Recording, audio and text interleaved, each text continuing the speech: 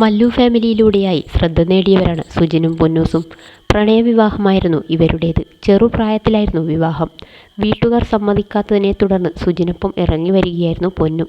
അന്ന് ഓട്ടോ ഓടിച്ചായിരുന്നു സുജിൻ കുടുംബം നോക്കിയിരുന്നത്. വ്ലോഗിലൂടെയായി അന്നത്തെ വിശേഷങ്ങളും ഇവർ കാണിക്കാറുണ്ടായിരുന്നു. സുജിൻ്റെ സഹോദരി കുഞ്ചുവും പ്രേക്ഷകർക്ക് പരിചിതയാണ്.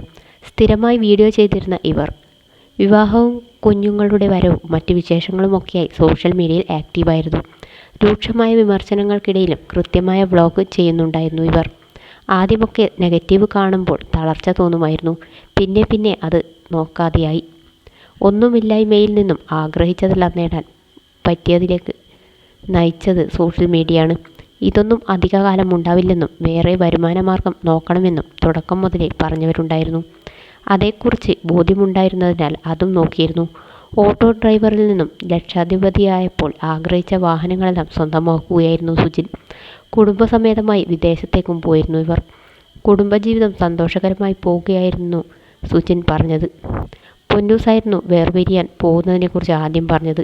ഒരാളുടെ പോസ്റ്റിന് മറുപടി എന്നോണമായിരുന്നു അടുത്തയാളുടെ പോസ്റ്റ്. പൊന്നു അവളുടെ വീട്ടിലേക്ക് പോയതാണെന്നും വൈകാതെ തന്നെ തിരികെ വരുമെന്നും പ്രശ്നങ്ങളൊന്നുമില്ലെന്നും ആദ്യം പറഞ്ഞ സുജിൻ പിന്നീട് കാര്യങ്ങൾ വിശദീകരിച്ചിരുന്നു. ഞങ്ങൾക്കിടയിൽ പ്രശ്നങ്ങളുണ്ടെന്നും അതെന്താണെന്ന് ഇപ്പോൾ പറയാൻ പറ്റാത്ത അവസ്ഥയാണെന്നുമായിരുന്നു അന്ന് പറഞ്ഞത്. ഒത്തുപോകാൻ പറ്റാത്ത തരത്തിലുള്ള പ്രശ്നങ്ങളാണെന്നും ഇനി എൻ്റെ വഴിയെ പോവാനാണ് തീരുമാനിച്ചിട്ടുള്ളതെന്നുമായിരുന്നു പൊന്നു പറഞ്ഞത്. ഇടയ്ക്ക് വെച്ച് നിർത്തിയപ്പോൾ പഠനം വീണ്ടും തുടങ്ങിയിരുന്നു. ആഗ്രഹിച്ചതുപോലെ ജോലി ചെയ്ത് ജീവിക്കാനാണ് പ്ലാൻ എന്നൊക്കെയായിരുന്നു പൊന്നു പറഞ്ഞത്. അമ്മ കാരണമാണോ ഇങ്ങനെയൊരു തീരുമാനം എന്നായിരുന്നു ചോദ്യങ്ങൾ. അമ്മയും ചേച്ചിയുമായി യാതൊരുവിധ പ്രശ്നങ്ങളില്ലെന്നും പഴയതുപോലെയാണ് ഞങ്ങളിപ്പോഴും കഴിയുന്നതെന്നുമായിരുന്നു പൊന്നൂസ് പറഞ്ഞത്. ഞങ്ങൾക്കിടയിലെ പ്രശ്നങ്ങൾക്ക് കാരണം അവരല്ല, അവരെ അനാവശ്യമായി കുറ്റപ്പെടുന്നത് ശരിയല്ലെന്നുമായിരുന്നു മറുപടി. അമ്മയെ പറഞ്ഞാൽ കേട്ടു നിൽക്കില്ലെന്ന് വ്യക്തമാക്കി സുജിനും എത്തിയിരുന്നു. മക്കളെ ഓർത്തെങ്കിലും നിങ്ങൾക്ക് ഒന്നിച്ചൂടെ എന്നായിരുന്നു ചോദ്യങ്ങളെല്ലാം. ദിവസങ്ങൾക്ക് ശേഷമാണ് ഞങ്ങൾ വീണ്ടും ഒന്നിക്കുകയാണെന്നും തീരുമാനം മാറ്റിയെന്നും പറഞ്ഞ് പൊന്നും സുജിനും എത്തുന്നത്. ഇനി എന്നും ഒന്നിച്ചു തന്നെ. ഇതുവരെ കഴിഞ്ഞതെല്ലാം വിട്ട് പുതിയൊരു ജീവിതത്തിലേക്ക് ഗുരുവായൂരിൽ വെച്ച് താലികെട്ടും നടത്തിയിരുന്നു ഇവർ. ഇപ്പോഴിതാ പിറന്നാൾ ദിവസത്തിൽ സർപ്രൈസുമായി പൊന്നൂസിനെ ഞെട്ടിച്ചിരിക്കുകയായിരുന്നു സുജിൻ. കേക്ക് മുറിച്ചതിനു ശേഷമായിരുന്നു ഫോൺ നൽകിയത്.